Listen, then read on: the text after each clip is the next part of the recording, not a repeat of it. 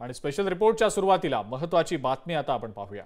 विधानसभा निवडणुकीचा निकाल लागून 12 दिवस उलटून गेले तरी सुद्धा राज्यात महायुतीने सरकार स्थापन केलं नव्हतं आणि त्यामुळे राज्याचा पुढचा मुख्यमंत्री कोण असणार याची शिगेला पोहोचलेली उत्कंठा भाजपच्या विधिमंडळ पक्षाच्या बैठकीनंतर संपली। एकमतानं एकमुखानं देवेंद्र फडणवीस यांच्या नावावर शिक्कामोर्तब झालं आणि आता देवेंद्र फडणवीस तिसऱ्यांदा राज्याच्या मुख्यमंत्रीपदाची शपथ घेणार आहेत। देवेंद्र फडणवीसांचा राजकीय प्रवास हा थक्क करणार आहे। पाहूयात त्याच संदर्भातला हा विशेष रिपोर्ट।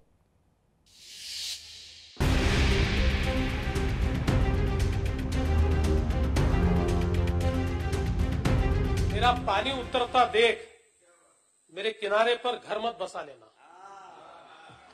मेरा पानी उतरता देख मेरे किनारे पर घर मत बसा लेना। मैं समंदर हूं लौट कर वापस आऊंगा। महाराष्ट्रात पुन्हा देवेंद्र फडणवीस सरकार तिसऱ्यांदा घेणार मुख्यमंत्री पदाची शपथ। भाजपच्या कार्यकर्त्यांचा राज्यभर जल्लोष। मुख्यमंत्री, विरोधी पक्षनेता आणि उपमुख्यमंत्री अशी सर्व महत्त्वाची पदं भूषवलेले देवेंद्र फडणवीस पुन्हा एकदा महाराष्ट्राचे मुख्यमंत्री होण्यासाठी सज्ज झाले। विधानसभा निवडणुकीमध्ये सर्वात मोठा पक्ष म्हणून उदयास आलेल्या भाजपच्या विधिमंडळ पक्षाचे नेते म्हणून फडणवीसांची निवड झाल्यानं तेच मुख्यमंत्री होणार हे आता स्पष्ट झालंय। नागपूर महानगरपालिकेतील नगरसेवक, महापौर ते राज्याचे मुख्यमंत्री अशी त्यांची प्रतिभाशाली राजकीय कारकीर्द है। सर्वानुमते यानी कि सर्वसम्मति से देवेंद्र फडणवीस जी को पार्टी के नेता के रूप में घोषणा करता हूं और नेता घोषित करता हूं। आपल्या सर्वांचे मी आभार मानतो की आपण एकमताने या ठिकाणी विधिमंडळ गटाचा नेता म्हणून माझी निवड केली।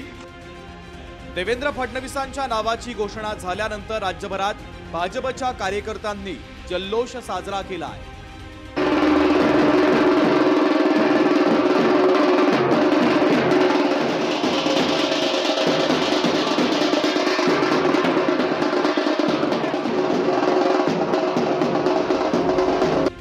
विशेष म्हणजे गेल्या 5 वर्षात त्यांनी मुख्यमंत्री, विरोधी पक्षनेते, उपमुख्यमंत्री अशी तिन्ही महत्त्वाची पदं भूषवली आहे। देवेंद्र फडणवीसांचा राजकीय प्रवास देखील थक्क करणारा आहे।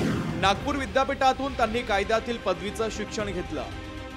वयाच्या 22व्या वर्षी नागपूर महानगरपालिकेत नगरसेवक पदी ते निवडून आले।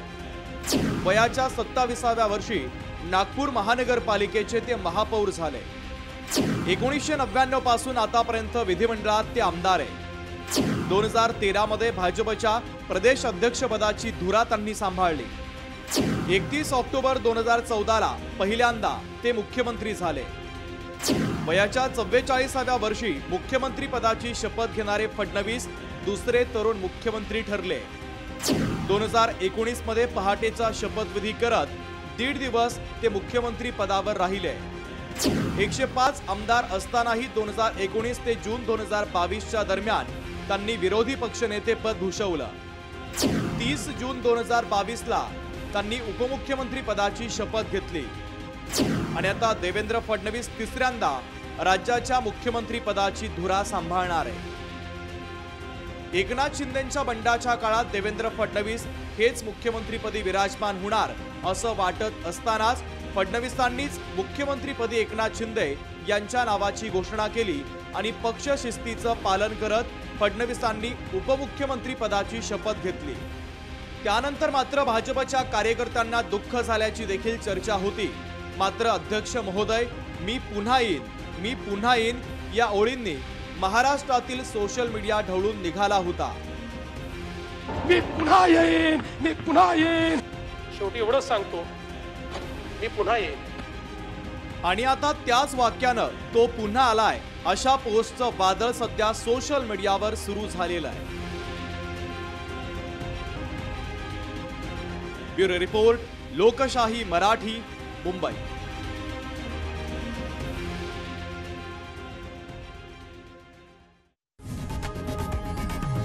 लोकशाही मराठी ऐका, पहा, जागरूक रहा.